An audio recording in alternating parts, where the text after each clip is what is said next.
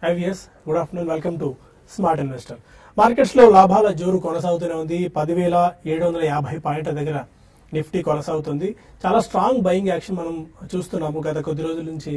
Almost 9,800, 9,900, 10,000 level నుంచి almost 700-800 points అప్రతిహతంగా rally మనం ఇంతవరకు చూసాం. బట్ ఏదో పాయింట్ ఆఫ్ టైంలో కరెక్షన్ వస్తుంది, లాభాల స్వీకరణ వస్తుందని చెప్పి అందరూ అనుకుంటున్నారు. అందరి అంచనాలకు భిన్నంగా మార్కెట్లు పరుగులు తీస్తున్నాయి. మరొకసారి 11,000 పాయింట్ల మార్కు నిఫ్టీ అధిగమించేందుకు, టచ్ చేసేందుకు సన్నద్ధం అవుతున్న పరిస్థితి.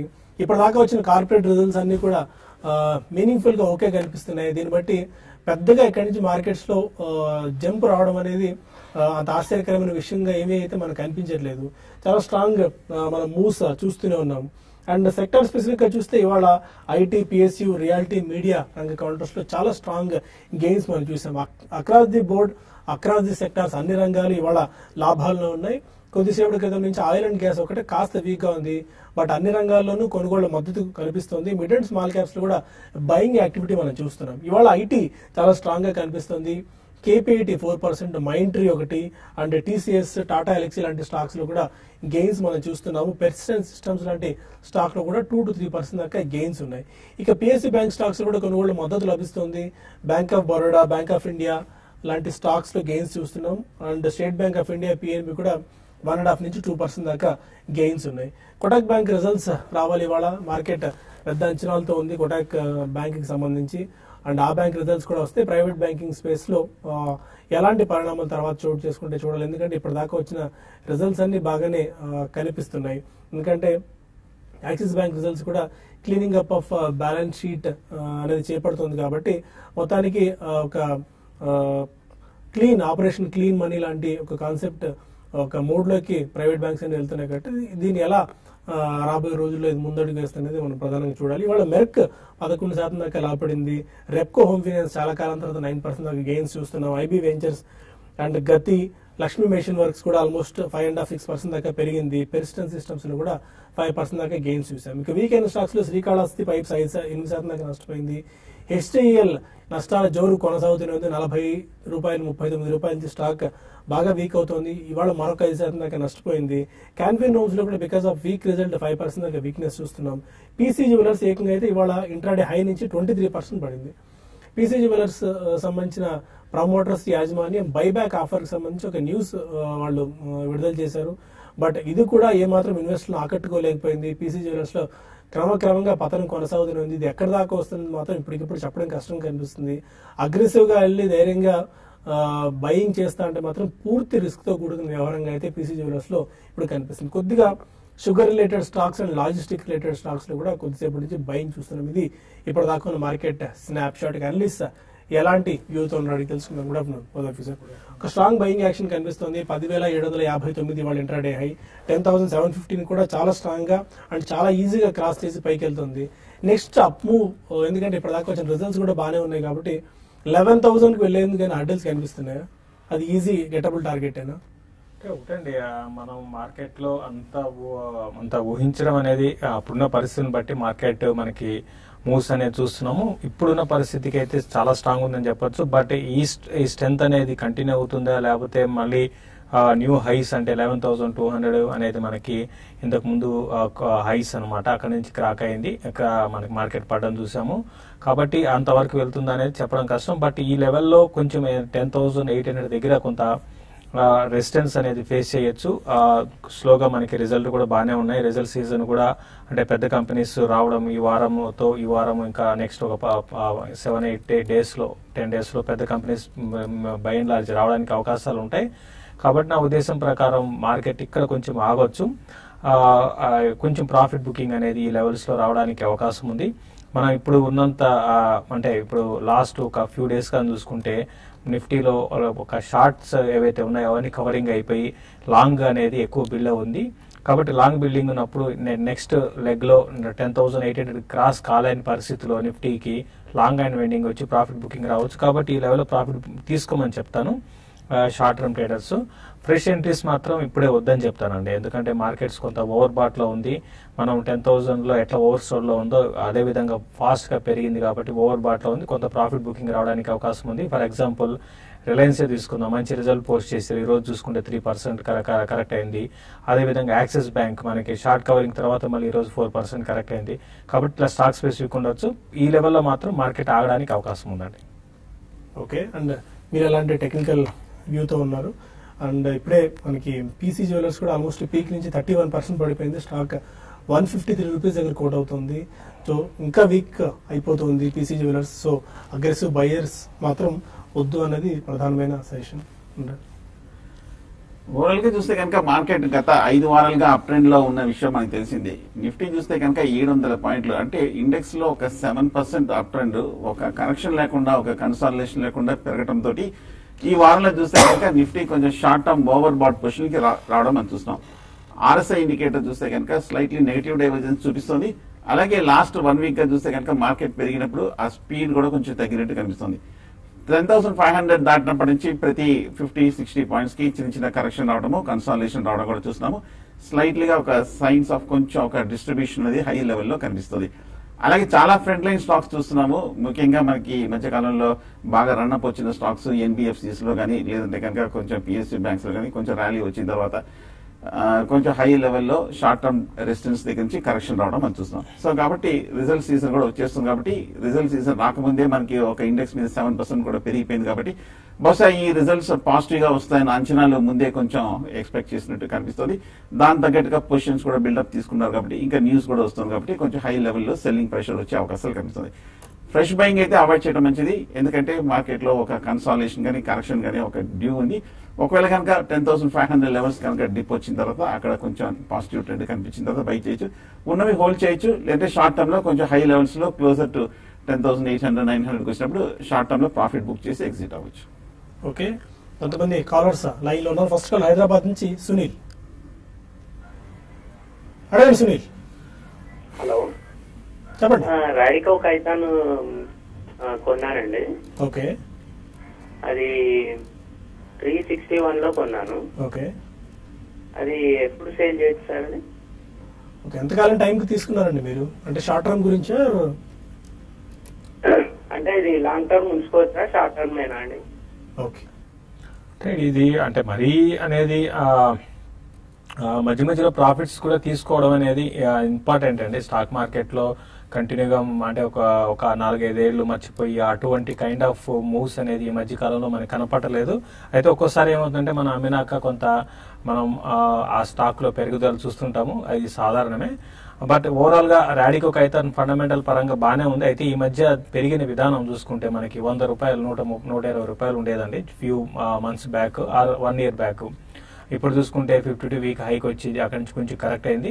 కాబట్టి మీరు ప్రస్తుతానికి హోల్డ్ చేయండి. ప్లస్ మనకి అందరూ అనుకున్నట్టుగా ఎలక్షన్ సీజన్ ఉంది కాబట్టి నెక్స్ట్ 2-3 క్వార్టర్లు కూడా రిజల్ట్ బాగా రావడానికి అవకాశాలు ఉంటాయి. నెక్స్ట్ 1 ఇయర్ లో బాగానే ఉండొచ్చు. అయితే మధ్యలో ప్రాఫిట్ బుక్ చేసుకోవడానికి ఎక్కడ అమ్మాలి అనేది మాత్రం ఎగ్జాక్ట్ గా చెప్పలేం. బట్ కొన్ని రోజులు అయితే వెయిట్ చేయండి. ఓకే, అట్లీస్ట్ ఒక 5 to 6 months హోల్డ్ చేయొచ్చు అండి. శ్రీకాకుళం నుంచి కృష్ణ మరొకరు. అడగండి కృష్ణ. హలో అండి, చెప్పండి. క్వశ్చన్ అడగండి కృష్ణ. హలో, వినిపిస్తుంది, క్వశ్చన్ అడగండి.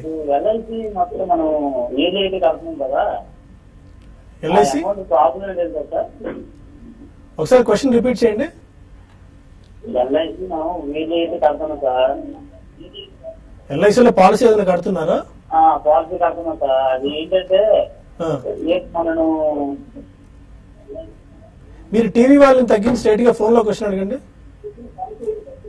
అవును సార్. Okay, fine. ఏదో ఆడియో ప్రాబ్లం ఉన్నట్టుంది. ఎల్ఐసిలో మీరు పాలసీ కడుతున్నాను, దానికి డబ్బులకి ఏం ప్రాబ్లం లేదా అని మీ క్వశ్చన్ అన్నట్టుంది.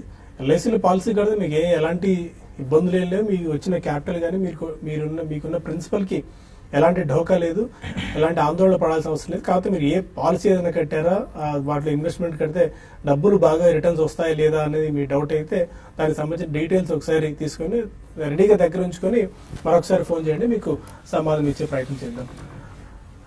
విజయవాడ నుంచి రమ్య మరొక కాల్ ఉన్నారు. హలో, అడగండి రమ్య గారు. బలరాంపూర్ 82 తీసుకున్నామండి. ఓకే. 50,000 బాక్స్ లో ఉన్నాము. ఓకే. హోల్డ్ చేయొచ్చా లేకపోతే దాన్ని తీసేస్తే నెక్స్ట్ దేంట్లో మంచి ట్రిప్ ఏదైనా తీసుకోవచ్చా? ఓకే. ఎన్ని స్టాక్స్ ఉన్నాయండి? 250 అండి. బలరాంపూర్ చీని బాగా వీక్ వికెట్ మీద ఉన్న స్టాక్. మనం పదే పదే కూడా రికమెండ్ చేసాం ఎగ్జిట్ అవ్వాలని చెప్పి. ఇవాళ కొద్ది గొప్ప మళ్ళీ బయింగ్ కనిపిస్తుంది. లాస్ట్ వీక్ ఒకటి కొద్దిగా బలరాం ఎగ్జిట్ అయ్యేందుకు రైట్ టైమా? ఈ టైంలో ఎగ్జిట్ అవ్వమని చెప్పలేమండి. ఎందుకంటే 180 రూపాయల హై నుంచి బలరాంపూర్ చిమ్ని ఈ షుగర్ స్టాక్ 65 రూపాయల వరకు కంటిన్యూస్ గా పడటం మనం చూస్తున్నాము. ఈ షుగర్ స్టాక్ పడటానికి ప్రధానంగా చూస్తే కనుక అనేక ఫండమెంటల్స్ కారణం వల్ల కంటిన్యూస్ గా లాస్ట్ 3 months గా 6 months గా పడుతూ వచ్చింది. ఒకటి, ఈ మధ్యకాలంలో చూస్తే కనుక గత ఏడాదిగా డెట్ ఇష్యూస్ కూడా విపరీతంగా ఉన్నాయి. విపరీతమైన డెట్ పెరగడంతో, అలాగే మొన్న క్వార్టర్ రిజల్ట్స్ కూడా చూస్తే కనుక బాగా డిసప్పాయింట్ చేయడంతో ఇంచుమించు ప్రాఫిట్ ఆఫ్టర్ ట్యాక్స్ 65% వరకు పడటంతో ఈ స్టాక్ లో ఒక స్ట్రాంగ్ రియాక్షన్ అనేది రావడం మనం చూస్తున్నాము. ఓవరాల్ గా షుగర్ స్టాక్స్ అన్ని కూడా చూస్తే కనుక బాగా సైక్లికల్ గా ఉంది. టెక్నికల్ గా చూస్తే కనుక ఈ లెవెల్లో సపోర్ట్ ఉన్నప్పటికీ మనకి కావాల్సిన ఫండమెంటల్ ఫ్యాక్టర్స్ పాజిటివ్ గా రావట్లేదు కాబట్టి ఈయన కొంచెం పాజిటివ్ గా వచ్చింది. అప్పుడు కొంచెం రికవరీ వచ్చే అవకాశాలు కనిపిస్తుంది. టెక్నికల్ గాను ఓవర్ సోల్యూషన్ కాబట్టి ఏదో ఒక చిన్న ర్యాలీలో మీరు ఎగ్జిట్ అవ్వండి బలరాంపూర్ వచ్చింది. ఓకే. ర్యాలీస్ వస్తే ఎగ్జిట్ అయ్యి మిగిలిన వేరే సెక్టార్స్ బాగా మనకు అట్రాక్టివ్ కనిపిస్తున్నాయి కాబట్టి ఆ సెక్టార్స్ వైపు మీరు దృష్టి సారించడం మంచిది. ఇంకా మరిన్ని కాల్స్ అండ్ మెయిల్స్ తీసుకునే ముందు స్మార్ట్ ఇన్వెస్ట్ లో చిన్న బ్రేక్ తీసుకుందాం.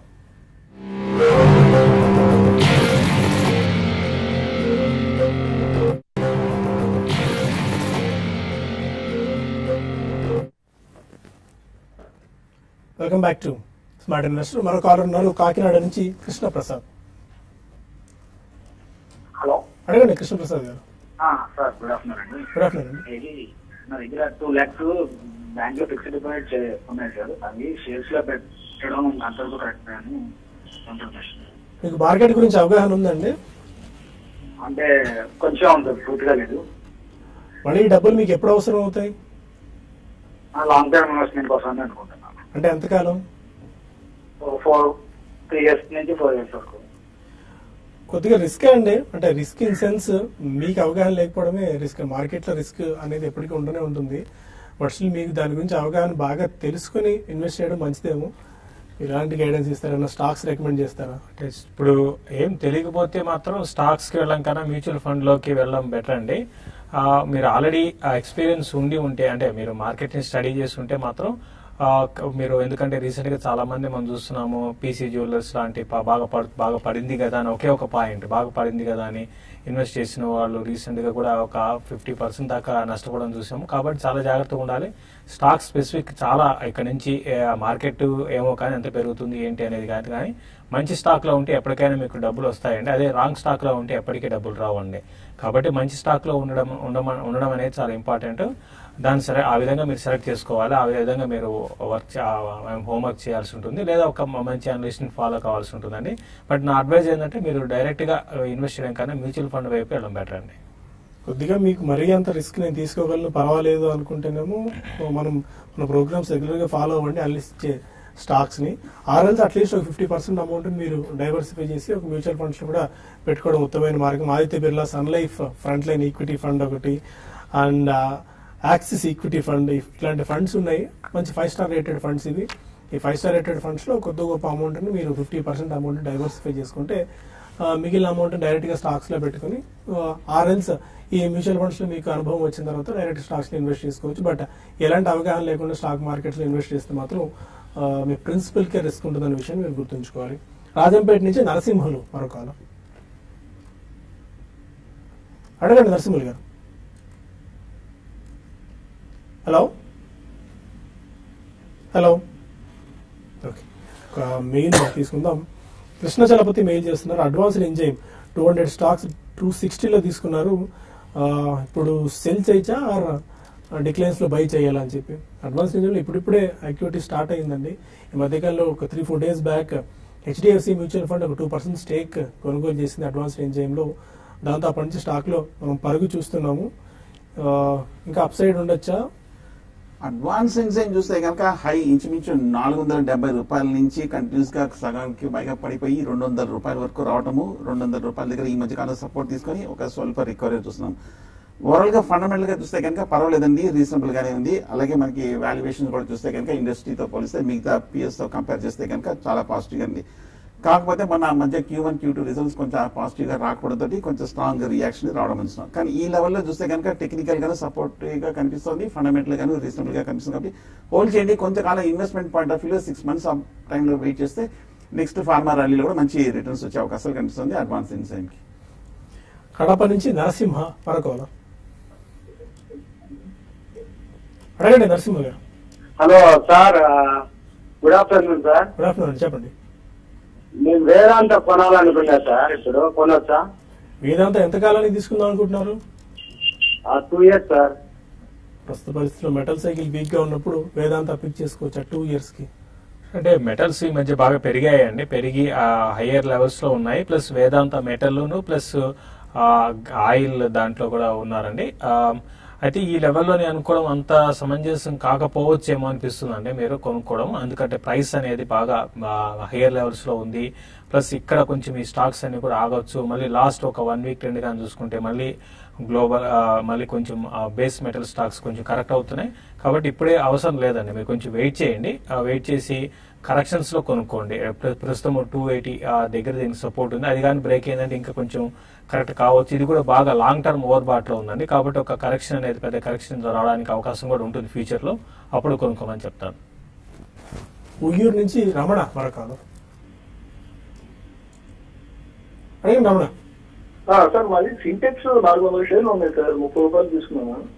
ఫైనటెక్స్ కెమికల్స్ దాన్ని హోల్డ్ చేయొచ్చు అంటారా, మరి ఏం చేస్తారు? అదేనండి, Fineotex chemicals Sintex sorry, okay, 30 rupees లో ఫైన్. సింటెక్స్ కూడా చూస్తే కనుక బాగా అండర్ పెర్ఫార్మ్ చేసిన స్టాక్ అండి. ఈ స్టాక్ చూస్తే కనుక 40 రూపాయల దగ్గర నుంచి ఒక 17-18 రూపాయల వరకు కంటిన్యూస్ గా తగ్గడం చూస్తున్నాం.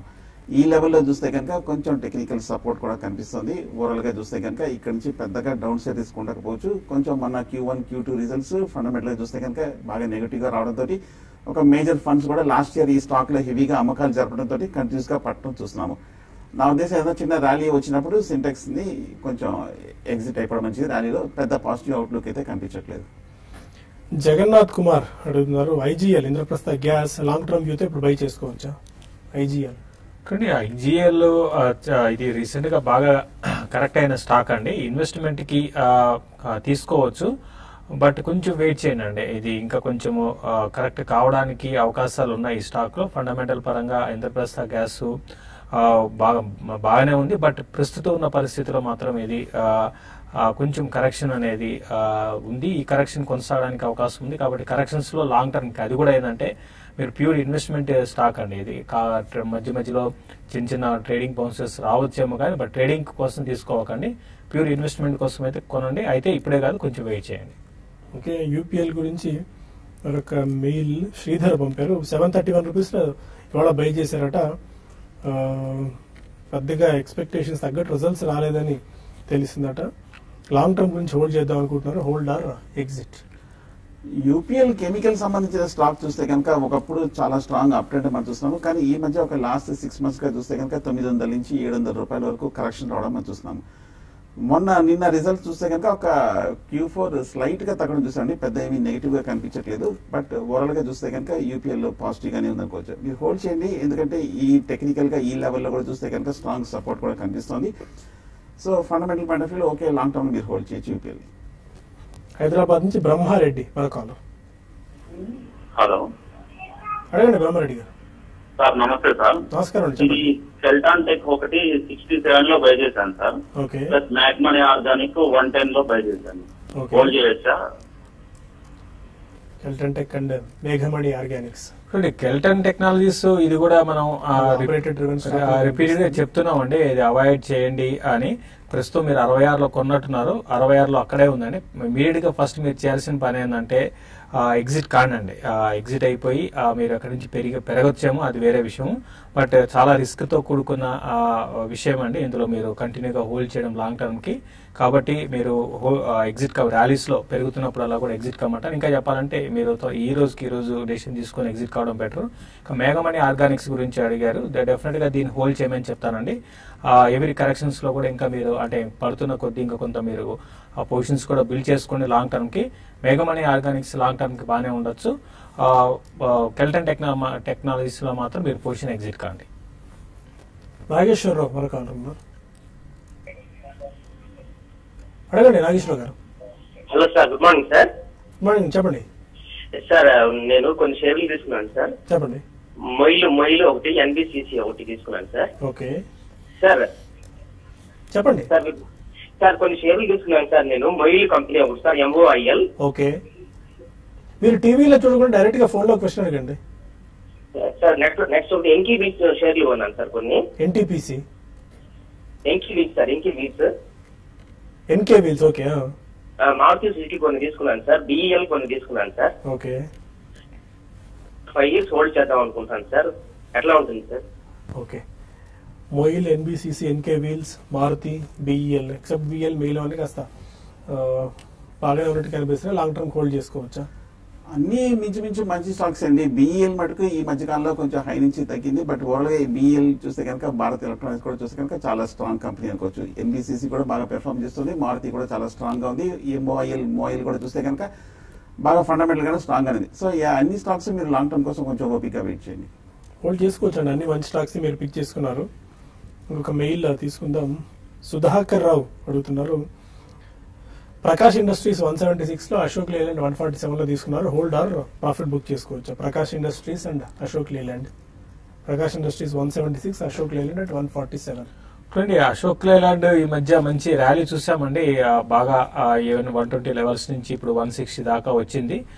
ప్రస్తుతం ఇది ఈవెన్ 160 ఆ లెవెల్ కూడా ఇది కొంచెం రెసిస్టెన్స్ జోన్ అనమాట అశోక్ లేలాండ్ కి. అయితే దానిపైన కూడా ఈ స్టాక్ ఉంది కాబట్టి ఇంకొంచెం పెరగడానికి అవకాశం ఉందండి. మీరు లాంగ్ టర్మ్ ఇన్వెస్టర్ అయితే హోల్డ్ చేయమంటాను, బట్ షార్ట్ టర్మ్ పాయింట్ లో చూడాలంటే మాత్రం ఇది కొంచెం ఇట్లా పెరుగుతున్నప్పుడే స్లోగా క్లోజర్ గా అంటే 160 కానీ బ్రేక్ కాకుండా ఉంటే, లేదా పని చేయండి మీరు 160 దగ్గర స్టాప్ లాస్ పెట్టుకొని హోల్డ్ చేయండి.